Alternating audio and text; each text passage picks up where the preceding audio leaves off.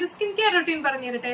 Skin care എന്ന് പറയുമ്പോൾ നമുക്ക് ആദ്യം ഓർമ്മ വരുന്നത് എന്താ? Serum, toner, moisturiser, SPF, exfoliation, hyaluronic acid, അങ്ങനെ ആകെ കൺഫ്യൂഷൻ ആണല്ലേ. ഒരുപാട് ബ്രാൻഡ്സിന്റെ ഒരുപാട് വേരിയൻസിലുള്ള ഒരുപാട് പ്രോഡക്ട്സും ഒരു കുഞ്ഞു മൊബൈൽ. എന്ത് ഉപയോഗിക്കണം, എങ്ങനെ ഉപയോഗിക്കണം, അങ്ങനെയുള്ള കൺഫ്യൂഷൻസ് ഒന്നും വേണ്ട. സിമ്പിൾ ആയിട്ട് പറഞ്ഞുതരാം. Morning skin care routine, night skin care routine, ഇതാണ് സ്കിൻ കെയറിന്റെ ബേസ്. അതിപ്പോ ബിഗിനേഴ്സിനാണെങ്കിലും അല്ലെങ്കിൽ ഇതല്ലാതെ എക്സ്ട്രാ ചെയ്യേണ്ട കുറച്ച് കാര്യങ്ങളുണ്ട്. അതിൽ ബിഗിനേഴ്സ് ചെയ്യേണ്ട ഒന്നാണ് എക്സ്ഫോളിയേഷൻ. വീക്കില് 1 അല്ലെങ്കിൽ 2 തവണ എക്സ്ഫോളിയേറ്റ് ചെയ്താൽ മതി.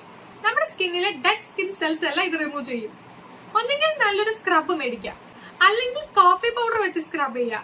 അതും അല്ലെങ്കിൽ ഈ പഞ്ചസാരയുടെ കൂടെ ടൊമാറ്റോ ജ്യൂസോ അല്ലെങ്കിൽ തേനോ മിക്സ് ചെയ്ത് സ്ക്രബ് ചെയ്യുക.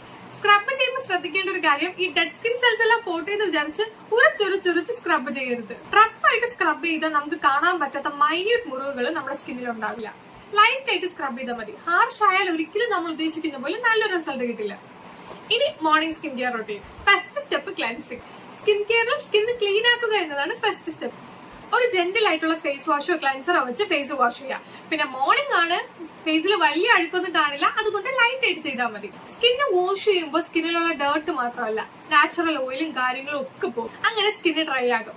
അതുകൊണ്ട് ക്ലെൻസിങ് കഴിഞ്ഞ ഉടനെ അവിടെ ഇവിടെയും കറങ്ങി നടക്കാതെ ഓടിച്ചെന്ന് മോയ്സ്ചറൈസർ ഇടണം.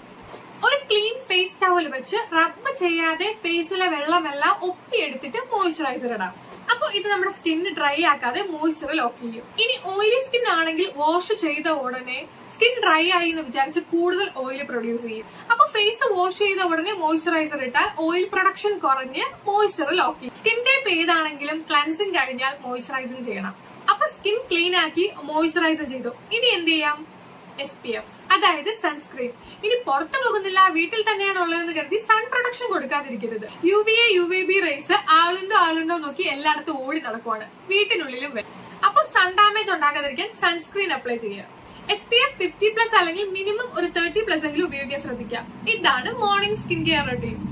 Cleansing, moisturising, SPF. ഇനി നൈറ്റ് സ്കിൻ കെയർ റൊട്ടീൻ. ഒരു ദിവസത്തെ അഴുക്കും പൊടിയും വീർപ്പും എല്ലാം നമ്മുടെ ഫേസിൽ കാണും. അപ്പൊ അതൊക്കെ മാറ്റണ്ടേ? അതിന് ക്ലെൻസിങ് ചെയ്യണം. ക്ലെൻസിങ് കഴിഞ്ഞാൽ മോയ്സ്ചറൈസർ ഇടണം. പിന്നെ സൂര്യമാമൻ ഉറങ്ങാൻ പോയത് കൊണ്ട് സൺസ്ക്രീൻ വേണ്ട. നൈറ്റ് സ്കിൻ കെയർ റൊട്ടീനും കഴിഞ്ഞു. ഇനി ഇതിന്റെ ഇടയിൽ മിണ്ടാതിരിക്കുന്ന ലിപ്സിനെ മറക്കരുത്. പാവത്തിന് 2 നേരം ലിപ് ബാം ഇട്ട് കൊടുത്തേക്കണം. ഇനി മേക്കപ്പ് ഉപയോഗിക്കുന്നവരാണ് നിങ്ങളെങ്കിൽ നൈറ്റ് സ്കിൻ കെയർ റൊട്ടീനിൽ ഡബിൾ ക്ലെൻസിങ് ചെയ്യണം. ഞാൻ ഈ പറഞ്ഞ റൊട്ടീനിൽ സെറം ഇല്ലല്ലോ, ആ പ്രോഡക്റ്റ് ഇല്ലല്ലോ, ഈ പ്രോഡക്റ്റ് ഇല്ലല്ലോ, അങ്ങനെയൊന്നും വിചാരിക്കരുത്. ബിഗിനേഴ്സിന്റെ സ്കിൻ കെയർ റൊട്ടീൻ എപ്പോഴും സിമ്പിൾ ആയിരിക്കണം. നിങ്ങൾക്കും ആ പ്രോഡക്റ്റ് ഒക്കെ യൂസ് ചെയ്യാം. പക്ഷെ ഇപ്പൊ അല്ല, എല്ലാത്തിനും അതിന്റേതായ സമയമുണ്ട്. സ്കിൻ കെയർ എന്ന് പറയുന്നത് ഗ്രാജുവലി ചെയ്യേണ്ട കാര്യമാണ്. ഒറ്റയടിക്ക് ഒരിക്കലും അത് പറ്റില്ല. ഈ പ്രോഡക്ട്സ് എല്ലാം കൂടെ ഒറ്റയടിക്ക് ഫേസിൽ ഇട്ടിട്ട് റിസൾട്ട് താ എന്ന് പറഞ്ഞിട്ട് ഒരു കാര്യമില്ല. ഈ സ്കിൻ കെയർ റൊട്ടീൻ കറക്റ്റ് ആയിട്ട് ഫോളോ ചെയ്താൽ നിങ്ങൾക്ക് ഫേസിൽ നല്ലൊരു റിസൾട്ട് കിട്ടും. കൂടുതൽ പ്രോഡക്ട്സ് ഫേസിൽ ഉപയോഗിച്ചാൽ ഈ പ്രോഡക്ട്സിന്റെ ഇൻഗ്രീഡിയൻസും ആയിട്ട് നമ്മുടെ ഫേസിന് സെറ്റ് ആവാൻ പറ്റില്ല. അപ്പൊ എത്ര കോസ്റ്റ്ലി പ്രോഡക്ട്സ് ഉപയോഗിച്ചാലും റിസൾട്ട് കിട്ടില്ല. പതുക്കെ ചെയ്തു തുടങ്ങിയാൽ സ്കിന്നിന് കൂടുതൽ പ്രോഡക്ട്സ് അബ്സോർബ് ചെയ്ത് നല്ല റിസൾട്ട് തരാൻ പറ്റും.